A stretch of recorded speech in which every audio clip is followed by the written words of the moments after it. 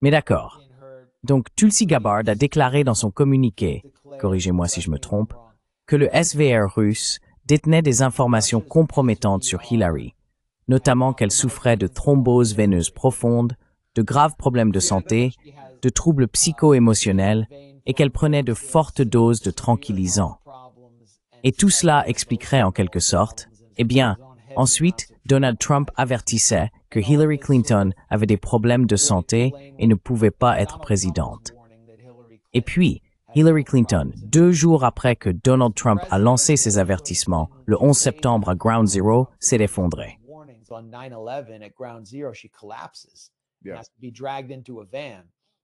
Elle a dû être traînée dans une camionnette.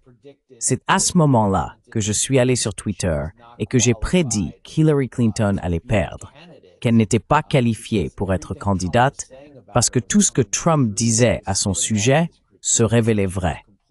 Elle correspondait à toutes ses critiques et elle était complètement déconnectée.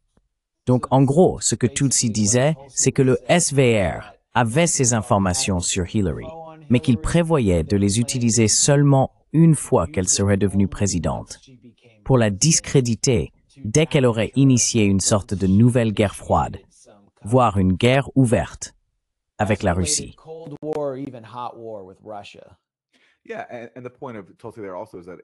Oui, et ce que Tulsi souligne ici, c'est que si la Russie avait vraiment voulu que Trump gagne, elle aurait publié tout matériel compromettant qu'elle aurait eu sur Hillary Clinton. Mais ils ne l'ont pas fait, parce que, encore une fois, Poutine pensait que peu importe qui gagnerait, cela n'aurait aucune importance, car il y aurait une hostilité bipartisane envers la Russie, ce qui est tout à fait exact. C'est vrai. Et la seule source, encore une fois, pour appuyer l'affirmation selon laquelle Poutine favorisait Trump, était un fonctionnaire de niveau intermédiaire du Kremlin qui disait avoir entendu cela de quelqu'un d'autre.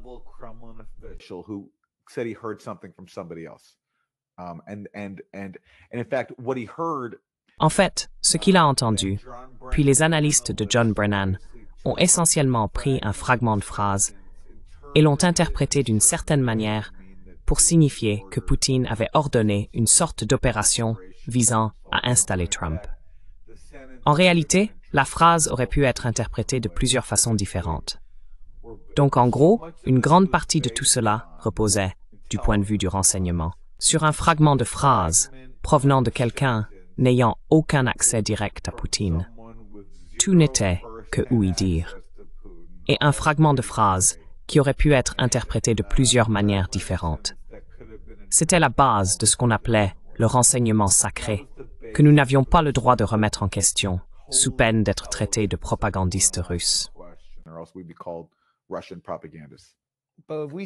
Mais avons-nous vu les documents ou les preuves sur lesquels Tulsi se base pour dire que Hillary avait des problèmes psycho-émotionnels?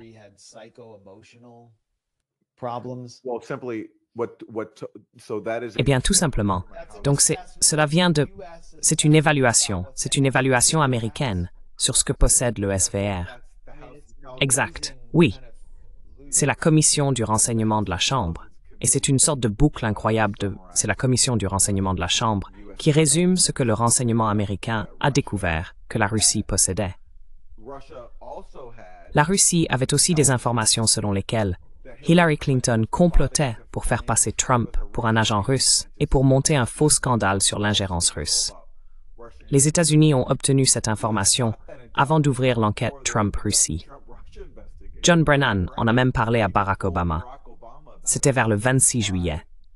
Et au lieu de s'en inquiéter, ils ont laissé l'enquête du FBI se poursuivre.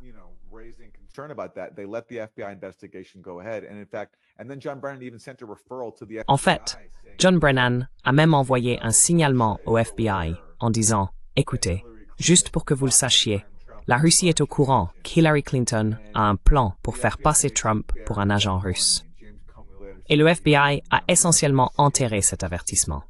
James Comey a ensuite déclaré qu'il ne se souvenait pas l'avoir jamais reçu, ce qui est tout simplement risible.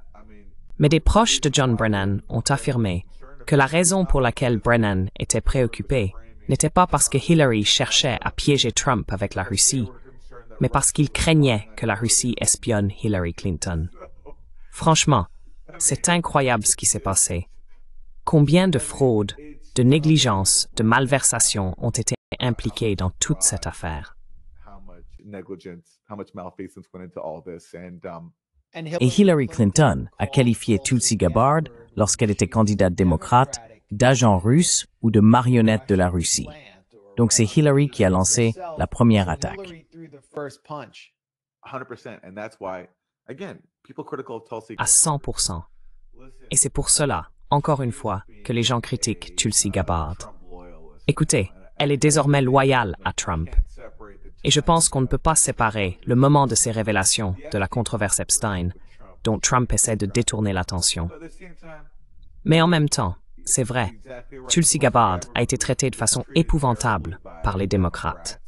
Ils l'ont traitée d'agent russe pendant des années. Ils l'ont insultée, ils l'ont rabaissée. Donc oui, elle se venge aussi. Et sa vengeance consiste à publier des informations factuelles. Et ça, peu importe ce que l'on pense des motivations de Trump ou de Tulsi Gabbard, ce qui révèle est très embarrassant pour le récit du Russiagate.